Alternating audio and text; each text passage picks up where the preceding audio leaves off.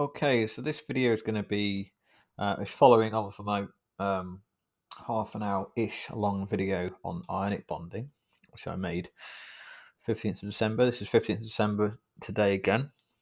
Let's just recap some of the things I was saying about ionic bonding. In ionic bonding, we learned that electrons receive and donate, atoms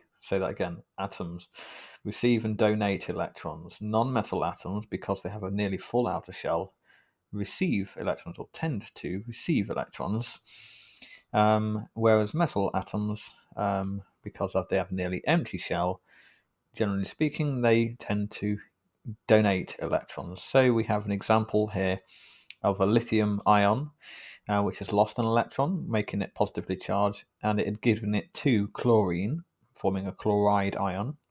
We can see here the circle, often drawn as a dot, representing the electron that's come from somewhere else, the lithium in other words, and they therefore become strongly attracted. They can form lattices like this, not molecules, lattices, and this formula is the ratio of lithium to chlorine inside lithium chloride. So the student who I made this video for got a shortcut to the first video right here, and you can watch it in the actual whiteboard. So that was lithium chloride. Lithium oxide it's got a different formula. What it's saying is there's 2-to-1 ratio this time, and the reason for that is because lithium forms a +1 charge, whereas oxygen forms a 2- charge, and so the charges need to balance out. So you get 2-to-1. So you got 2 pluses over here and 2 minuses over there. The other reason, of course, is that this one had to gain 2 electrons, and so it got one from one lithium ion. One from one lithium atom, making it into an ion, and one from another. So anyway, So ionic bonds, ionic substances form bonds via donating and receiving electrons and then being strongly attracted to each other.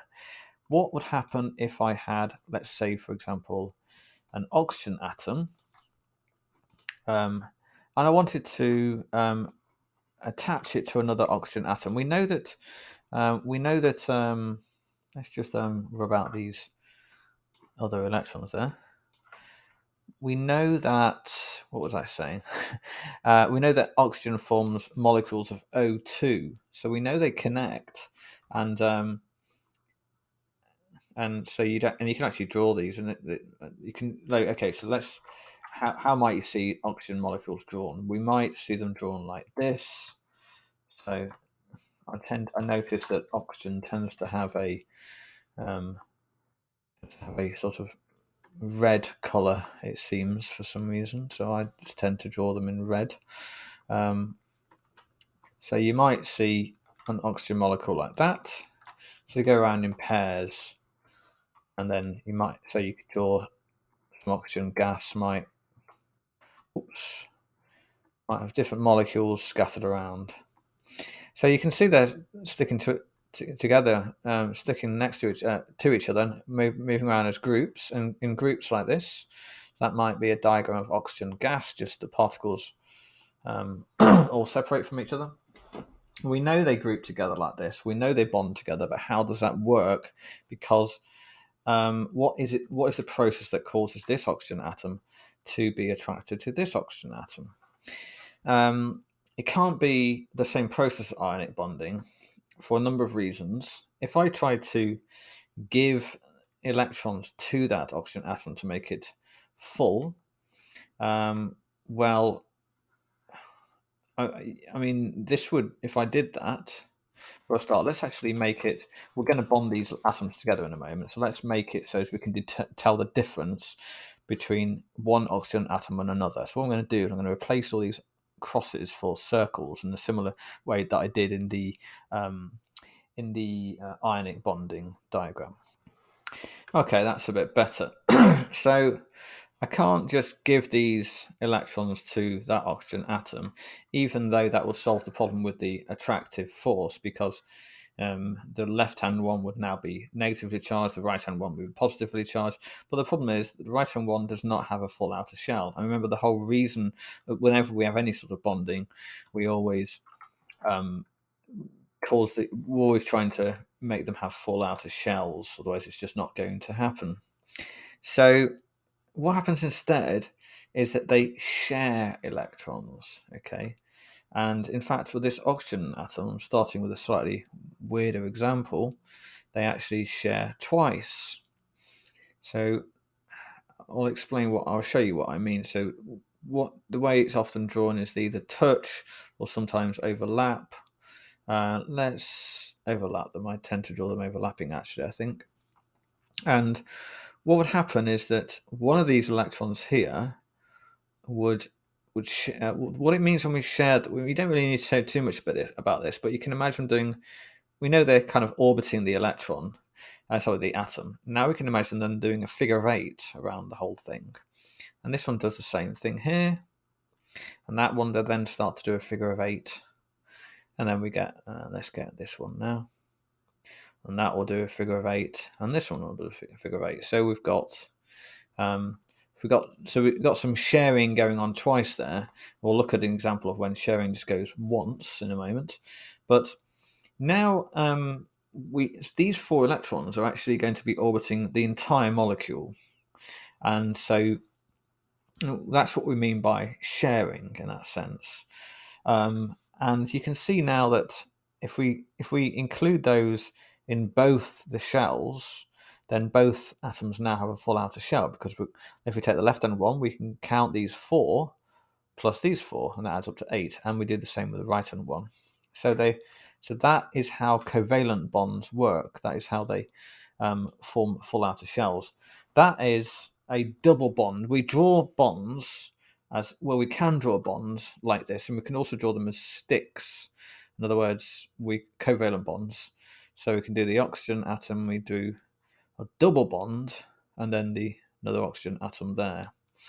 What about hydrogen? So a hydrogen atom, often drawn, the colour is often white, I notice.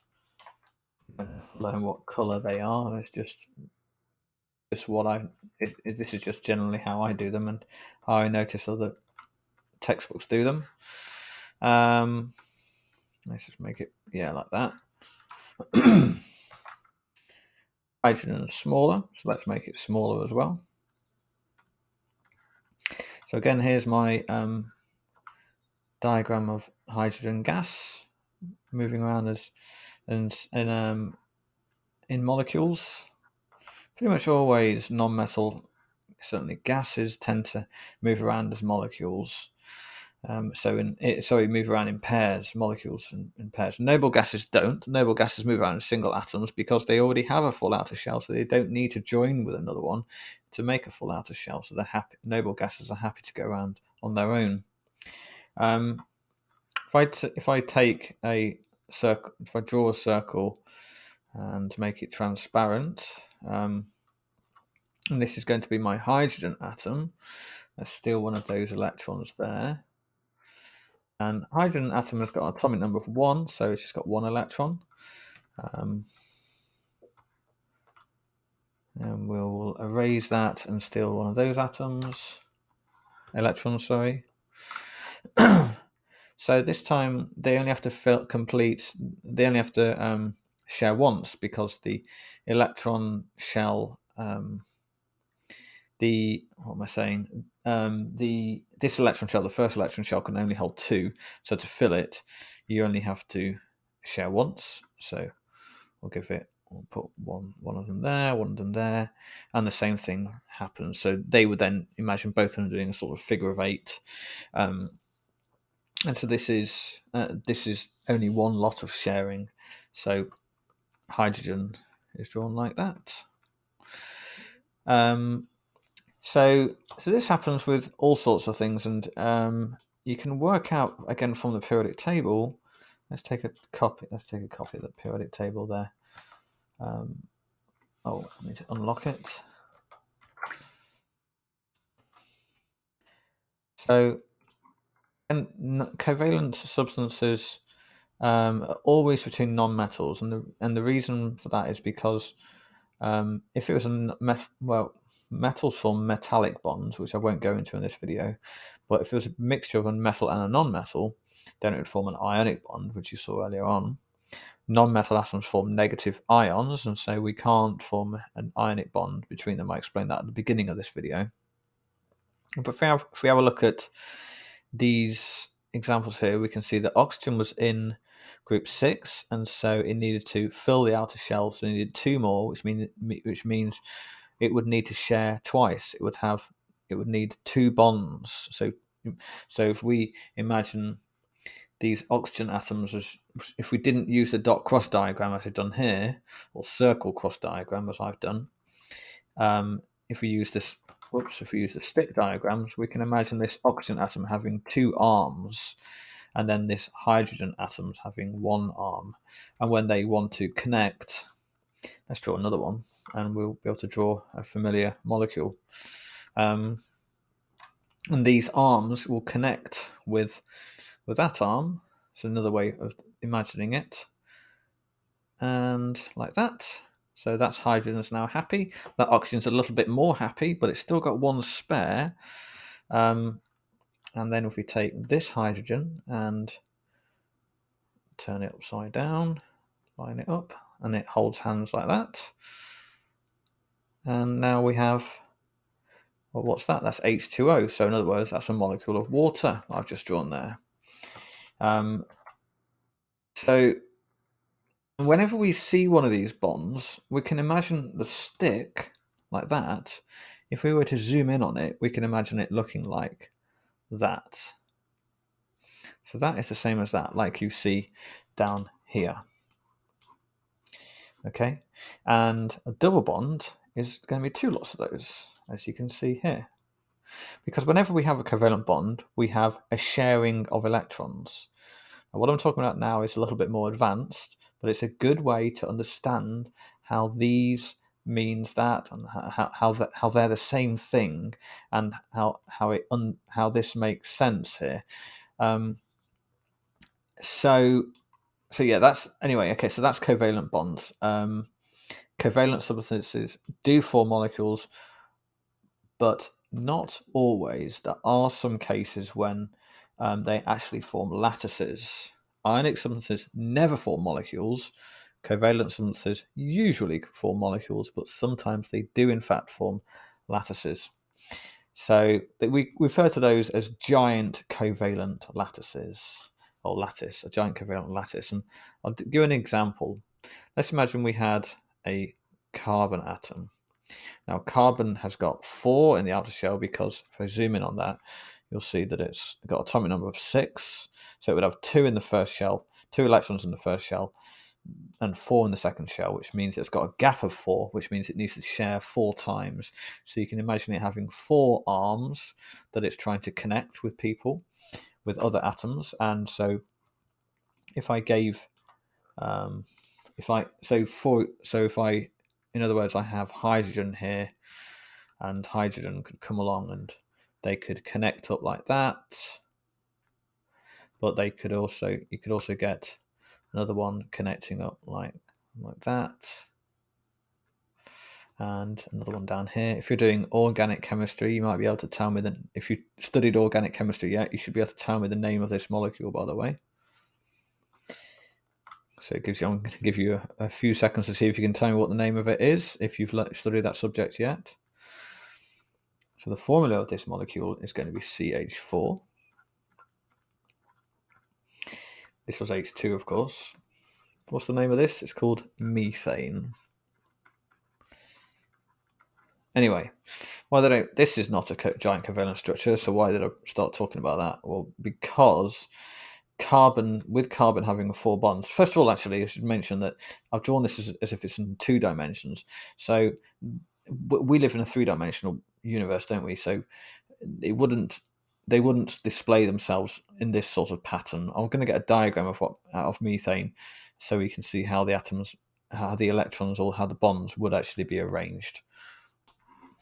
So here's a diagram of like a 3D diagram of methane. You can see the 3 carbons down here forming a sort of tripod, and then one at the top there, so sort of spread out across the carbon atom. If you click up here, by the way, if you own this whiteboard, this will take you to an interactive 3D model of this, where you can look at different angles at it to get a proper idea of what we're looking at here. So still haven't talked about about this idea of a giant covalent structure yet, have I? But let's imagine now then, if this carbon atom had these bonds here, these arms as we imagine, we know that in actual fact what's happening is there's a sharing of electrons, remember? They're the same thing like this. However, in order to understand the shape of it, we can imagine these arms like this. If we remove these hydrogens, we could add something else onto it. We could actually add another carbon atom, and that would have another bond, and so on and so forth. And if I try to draw it, I'm not going to do a very good job, but we will find a better example online shortly.